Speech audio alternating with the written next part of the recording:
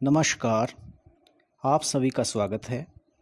आज मैं अंतरा भाग 1 में संकलित कवि देव के एक छंद हंसी की चोट की व्याख्या के साथ आपके समक्ष उपस्थित हूँ। छंद पढ़ने से पहले कवि देव के बारे में जान लेते हैं। प्रिय विद्यार्थियों, कवि देव रीतिकालीन कवियों में बड़े प्रतिभाशाली कवि माने जाते हैं।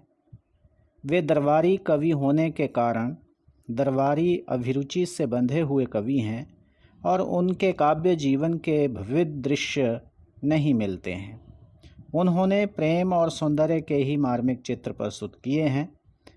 कवि देव के ग्रंथों की संख्या 52 से 72 तक मानी जाती है। रस विलास, भाव विलास, भवानी विलास, कुशल विलास, अष्टयाम, सुमिल विनोद, काव्य रसायन, प्रेम दीपिका आदि उनकी प्रमुख रचनाएं हैं। अनुप्रास और यमक कवि देव के प्रिय अलंकार हैं तथा उन्होंने कवित्त और स्वैया छंदों में काव्य रचना की है। कवि देव की भाषा ब्रज है। हंसी की चोट में कवि ने विरहिणी गोपियों का चित्रण किया है जो श्री कृष्ण की हंसी की चोट से घायल हैं और श्री कृष्ण के मुंह फेर लेने पर व्यथित हैं। वे उसे खोज खोज कर हार गई हैं। अब तो वे कृष्ण के मिलने की आशा पर ही जीवित हैं। विरह के कारण उनके शरीर के 5 तत्वों में से केवल आकाश तत्व ही शेष रह गया है। तो आइए अब हम पढ़ते हैं अपनी कविता हंसी की चोट। सांसन ही सो समीर गयो और आंसुन ही सब नीर गयो ढरी। तेज गयो गुण लय अपनो और भूमि गई तन की तनुता करी। देव जिये मिल वेहि की आस हु पास आकाश रहियो भरी। जा दिन ते मुख फेरी हरे हंसी हेरी हियो जो लियो हरि जू हरि। तो ये छंद ब्रज भाषा में रचित है। सबसे पहले हम शब्दों के अर्थ देखते हैं। सांसन ही सो, सांसों के द्वारा। समीर, समीर का अर्थ होता है वायु, हवा। गयो, गई। अरु का अर्थ है और। आंसुन ही, आंसुओं के द्वारा ही। सब नीर गयो ढरी, नीर का अर्थ होता है जल। गयो ढरी, ढुलक गया, बह गया। तेज गयो गुण लय अपनो, तेज यहाँ अग्नि तत्व के रूप में इसका अर्थ लेंगे। तेज गयो गुण लय अपनो, गुण को गुण। तेज अर्थात अग्नि तत्व अपना गुण ले गया है। अरु का अर्थ और। भूमि गई, भूमि भी चली गई है। तन का अर्थ होता है शरीर और तनुता का अर्थ होता है कमजोरी। देव जिये मिलवे ही की आसक, कवि देव के लिए प्रयुक्त उनका अपना नाम है देव। जिये जीवित हैं, मिलवे ही मिलने की, आस आशा में। आसहु पास, आशाओं का पाश। पास का अर्थ है पाश, पाश का अर्थ है जाल। आसहु पास का अर्थ हो गया आशाओं के जाल में। आकाश रहियो भरी, केवल आकाश ही भरा रह गया है, जब फंसा हुआ रह गया है। जा दिन ते, जिस दिन से। मुख फेरी, मुख फेर कर। हरे हर कर, हंसी हंसना। हेरी हियो, हियो का अर्थ है हृदय, हेरी का अर्थ है ढूंढना। उस दिन से हृदय ढूंढ रहा है। जो लियो हरि जू हरि, हरि शब्द 2 बार आ रहा है। हरि श्री कृष्ण और हरि का अर्थ दूसरा हर कर ले जाना। तो यहाँ श्री कृष्ण के प्रेम में व्याकुल गोपियाँ व्यथित हैं, विरही हैं। वे श्री कृष्ण की हंसी से चोटिल हैं और श्री कृष्ण उनका हृदय चुरा कर ले गए हैं, दिल चुरा कर ले गए हैं और फिर उनकी ओर से मुंह फेर लिया है। गोपियों के लिए ये स्थिति बड़ी ही असहनीय है। वे श्री कृष्ण के दर्शन चाहती हैं, उससे मिलना चाहती हैं और उसके विरह में, उसके वियोग में वो पीड़ित हैं। तो कवि कहता है कि इसी विरह और इसी व्यथा में उसके शरीर से 4 तत्व चले गए हैं। प्रिय विद्यार्थियों, हमारा शरीर 5 तत्वों से बना हुआ होता है और ये 5 तत्व कौन से होते हैं? वायु, जल, अग्नि, भूमि और आकाश।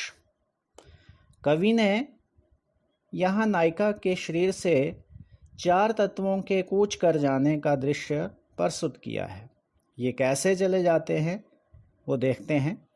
तो ये विरहिणी नायिका या ये गोपियाँ श्री कृष्ण के विरह में आहें भरती रहती हैं, लंबी लंबी सांसें छोड़ती रहती हैं और इन आहों की वजह से ही, इन लंबी सांसों की वजह से ही उनके शरीर से वायु तत्व निकल गया है।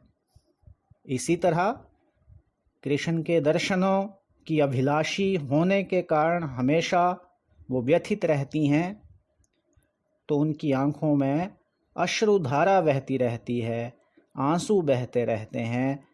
कवि यहाँ कल्पना करता है कि लगातार आंसू बहाते रहने के कारण उनके शरीर से जल तत्व भी बह गया है, निकल गया है।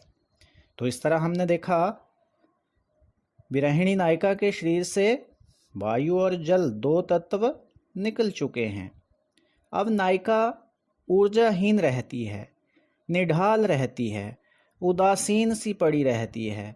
कवि को लगता है कि उसके शरीर में ऊर्जा या तेज तो बिल्कुल है ही नहीं और ऐसे लगता है मान लो कि अग्नि तत्व जो है वह भी अपना गुण लेकर उसके शरीर से निकल गया है। इसी तरह वह अत्यधिक कमज़ोर हो गई है और शरीर की कमजोरी को देखकर लगता है कि उनके शरीर से भूमि तत्व भी निकल गया है। कवि कहते हैं कि इन 4 तत्वों के निकल जाने के बाद भी जिए, वो अभी भी जी रही हैं। ऐसी कौन सी शक्ति है, ऐसी कौन सी ताकत है जो उनको जीवित रखे हुए है? तो वो है मिलवे ही की आस।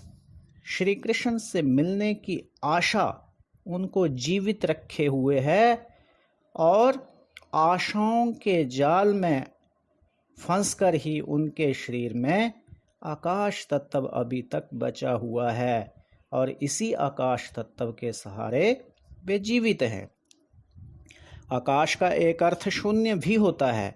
अगर हम इसको शून्य अर्थ में समझें तो उनके पास केवल आकाश रह गया है, अर्थात अब उनके पास आशा के सिवा कुछ और बचा ही नहीं है। उनकी ये दयनीय स्थिति कब से हुई है? जा दिन ते, उस दिन से जिस दिन से श्री कृष्ण गोपियों को देखकर मंद मंद मुस्कुराए थे, हंसे थे और उनकी ये मधुर हंसी गोपिकाओं का हृदय चुरा कर ले गई थी और उसके बाद श्री कृष्ण ने उनकी ओर से मुंह फेर लिया। लेकिन गोपियों के मन में, उनके हृदय में श्री कृष्ण की ये मनमोहक हंसी ऐसी बस गई है कि उनका हृदय आज भी उसे ढूंढ रहा है। हेरी ही हो, उसका हृदय आज भी उसे ढूंढ रहा है। और यू लियो हरि जू हरि, श्री कृष्ण उनके हृदय को ऐसे हर कर ले गए हैं, अपनी हंसी से ऐसे चुरा कर ले गए हैं कि वह आज भी उन्हें ढूंढ रही हैं और उनके दर्शनों की वो अभिलाषी बनी हुई हैं। तो इस तरह से हम देखते हैं कवि ने वियोग श्रृंगार का यहाँ चित्रण किया है। जैसा हमने परिचय में देखा था कि कवि दरबारी कवि हैं और दरबारी कवि होने के कारण उनकी रुचि केवल प्रेम और श्रृंगार में ही है। संपूर्ण रीतिकाल इसी प्रवृत्ति के इर्द गिर्द घूमता है। तो आइए अब हम इसका काव्य सौंदर्य देखते हैं। रीतिकालीन कवियों की कविताएं काव्य सौंदर्य की दृष्टि से सर्वश्रेष्ठ होती हैं। इसलिए कवि देव की इस छंद में भी काव्य सौंदर्य की कई बातें हम देख सकते हैं। सबसे पहले इस छंद में कवि ने श्री कृष्ण के वियोग में व्यथित गोपियों के विरह का मार्मिक चित्रण प्रस्तुत किया है।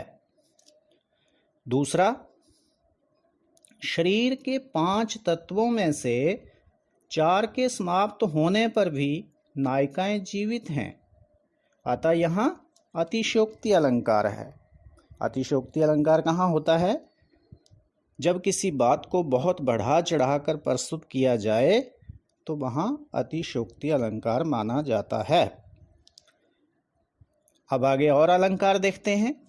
तीसरे बिंदु में जैसा परिचय में देखा था कि यमक और अनुप्रास कवि के बड़े प्रिय अलंकार हैं, तो इस छंद में ध्यान दें, सांसन ही सो समीर,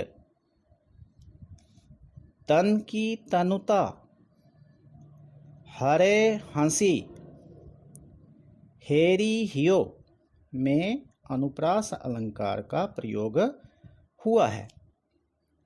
क्योंकि सांसन ही सो समीर में स की आवृत्ति हो रही है, तन तनुता में त की आवृत्ति हो रही है, हरे हंसी में ह और इसी तरह से हेरे हियो में भी ह वर्ण 2 बार आ रहा है, बार बार आ रहा है। तो यहाँ अनुप्रास अलंकार का प्रयोग हुआ है। चौथा बिंदु, अंतिम पंक्ति के अंत के 3 शब्द देखे थे हमने, हरि जू हरि।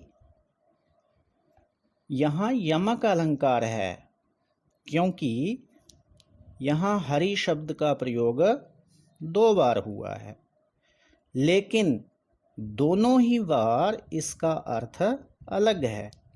एक बार, पहली बार हरि का अर्थ श्री कृष्ण है और दूसरी बार हरि का अर्थ है हर लेना, चुरा कर ले जाना। तो यहाँ यमक अलंकार है। तो यमक अलंकार की पहचान क्या है कि जब एक शब्द 2 या 2 से अधिक बार प्रयोग होता है और हर बार उसका अर्थ अलग आता है तो उसे हम यमक अलंकार कहते हैं। इसी तरह से आपने देखा, मुंह फेरना एक मुहावरा है जिसका यहाँ प्रयोग हुआ है, मुख फेरी। तो भाषा मुहावरों से युक्त है। अगला बिंदु, कवि ने यहाँ वियोग श्रृंगार का वर्णन किया है। उससे आगे, जैसे मैंने कहा, ये छंदबद्ध कविता है, छंद में रचित है। परिचय में हम पढ़ चुके हैं कि कवि देव ने कवित्त और सवैया छंदों का प्रयोग किया है। हम देखते हैं ये कौन सा छंद है। मैं पहले ही बता दूं, इसमें सवैया छंद है, लेकिन क्यों है मैं थोड़ी सी इसकी पहचान बता दूं। सवैया छंद में 4 चरण होते हैं, 4 काव्य पंक्तियां हैं और हर चरण में वर्णों की संख्या 24 हो रही है। ये कैसे समझें, मैं समझाता हूँ। सा 1, स 2, नी 3, ही 4, सौ 5, स 6, मी 7, र 8, ग 9, यो 10, अ 11, रू 12, आ 13, सु 14, न 15, ही 16, स 17, ब 18, नी 19, र 20, ग 21, यो 22, ड 23 और री 24। इस तरह पहली पंक्ति में वर्णों की संख्या 24 हुई। इसी तरह आप स्वयं दूसरी, तीसरी, चौथी पंक्ति में वर्णों की गिनती कर सकते हैं।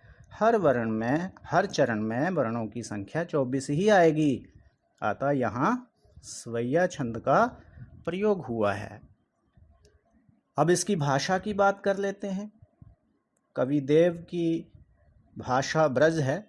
ये छंद भी ब्रज भाषा में रचित है और ब्रज भाषा का माधुर्य यहाँ व्यक्त हुआ है।